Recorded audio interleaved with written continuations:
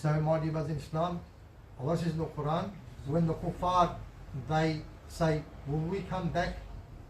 What about our forefathers when their bones have been rotted?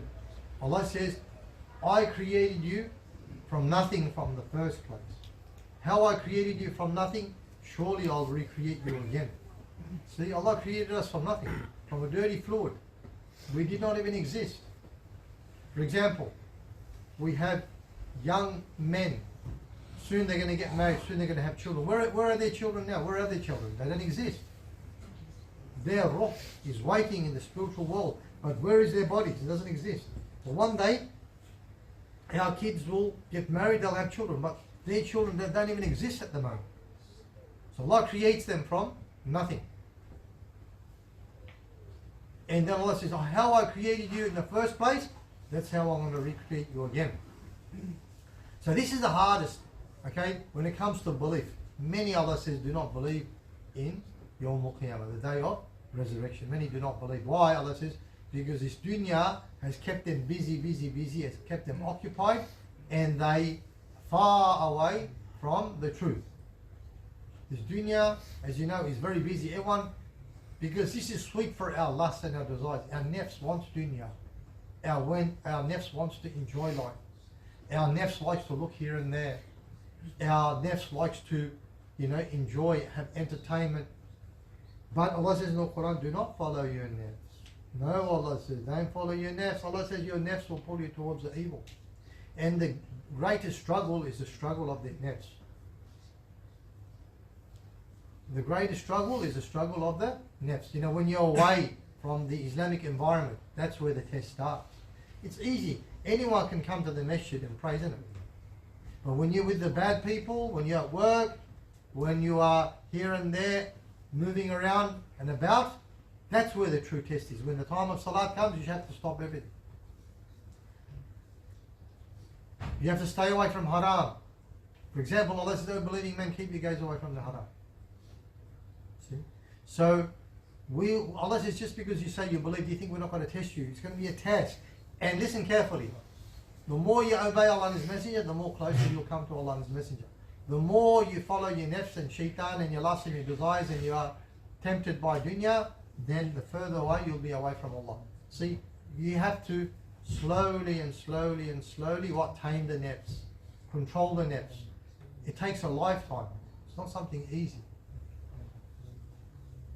That's why when you go against the nafs, this is sunnatullah, this is Allah's sunnah, the closer you'll come to Allah. But when you follow the nafs, the further away you'll go from Allah. Allah says, "Fadhkuruni yadhkurkum." Allah says, if you remember me, I'll remember you. And be grateful to me. Allah says, never be ungrateful.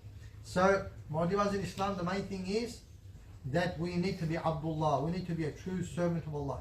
Islam means to submit to the will of Allah. And how do we do this? By saying, "Sami'na wa ta'na," we listen and we obey. There must be action. Okay, Islam is all about action. It's practical. Islam is a complete way of life. Islam is a complete way of life. There has to be action. There has to be juhud. There has to be sacrifice. There has to be a struggle. Allah says in the Quran, those who strive in us will guide them to our path. See? Those who strive in Allah, Allah promises us, that Allah says, I promise you I'll guide you. But those who strive in us, striving, sacrificing, moving towards Allah, working for Allah, spending for Allah, you know what I mean? Allah says, you do this, surely we'll guide you to our path. Allah says, we're going to guide you. You'll be guided. If you don't sacrifice, if you don't strive for Allah, then shaitan will misguide you. Do you understand that?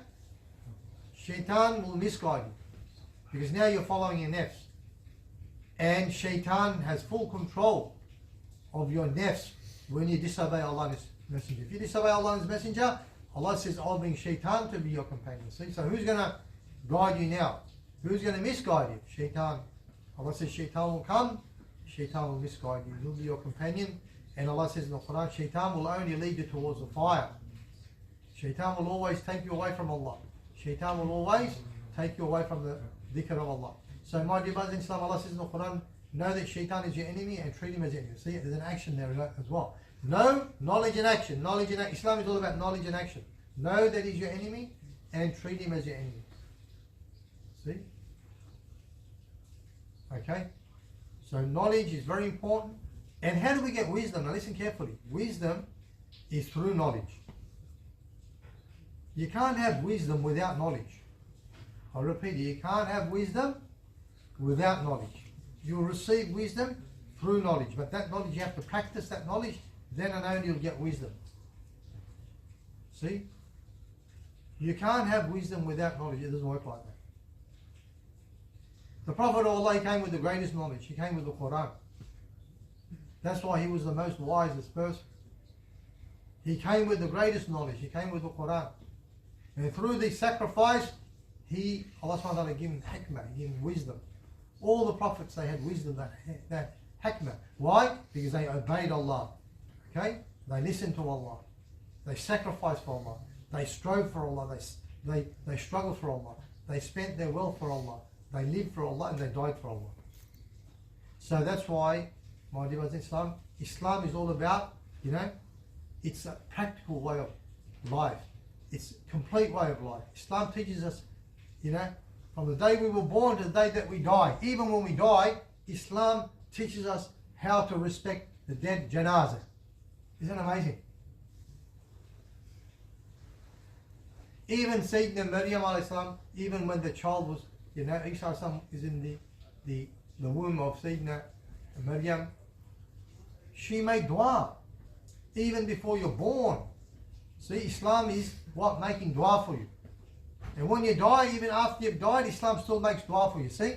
So how beautiful Islam is, a complete way of life.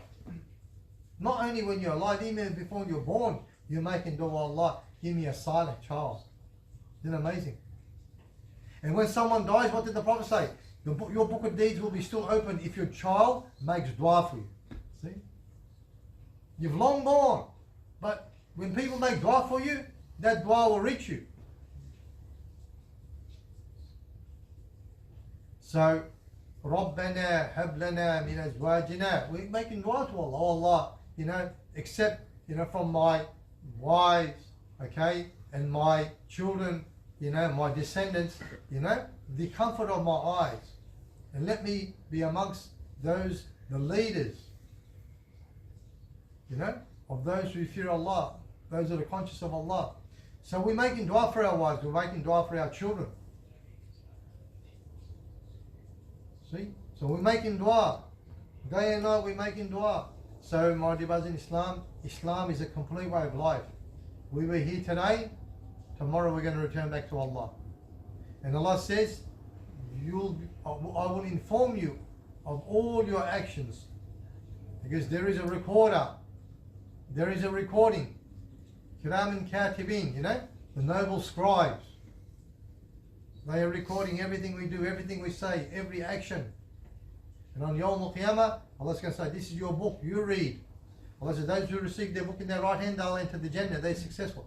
Those who receive their book in their left hand, they'll be unsuccessful. They'll be thrown into Jahannam, into the fire. And the Muqarrabeen, Allah says, they're the Sabiqun, they're the nearest to Allah, they're the foremost. They are always at the front line, always at the front. They're ready to sacrifice for Allah, ready to spend for Allah, ready to die for Allah. They're all the foremost. Like Sayyidina Abu Bakr as-Siddiq, Sayyidina Umar, Sayyidina Uthman, Sayyidina Ali, radiallahu ajma'in. This is majority of the foremost, the Sadiqun, majority of the Muqarrabeen, they are from the earlier generations. In Qaleel, only a few of these generations, these times. So my dear brothers in Islam, we have to sacrifice for Allah. We have to live for Allah. Inna salati wa nusuki wa mahyaya wa mamati lillahi rabbil alameen. Allah says, say, O Prophet of Allah, that my life and my death, my sacrifice, my devotion, my salat, my living, my dying, it is all for Rabbil Alameen. So may Allah give us tawfiq. May Allah give us tawfiq. Inshallah, may Allah subhanahu wa ta'ala guide us and love us and accept us and forgive us and purify us. And may Allah give us tawfiq for all of us to return back to with a pure heart, with a pure soul. May Allah forgive us and pardon us and have mercy upon us. May Allah give us a beautiful ending on Iman, Islam, Quran and Sunnah. And the most important is to return back to Allah with a pure heart, with a pure soul. May Allah purify us. May Allah subhanahu wa ta'ala help us and support us. May Allah subhanahu wa ta'ala guide us. May Allah subhanahu wa ta'ala protect us. And may Allah subhanahu wa ta'ala give us success in dunya, give us success in the akhirah. And may Allah subhanahu wa ta'ala protect us and all our family members from the nar of Jahannam. And may Allah subhanahu wa ta'ala allow us all to enter the Jannah through His rahmah. And may Allah subhanahu wa ta'ala give us tawfiq to see His beautiful Jamal on Yawm al-Qiyamah and inshallah in Jannat al-Firdaus. اللهم صل وسلم وبارك على سيدنا ومولانا محمد وعلى اله وصحبه اجمعين سبحان ربك رب العزه عما يصفون والسلام على المرسلين والحمد لله رب العالمين. بارك الله فيك. May Allah reward you all. Assalamu alaikum wa rahmatullahi wa barakatuh.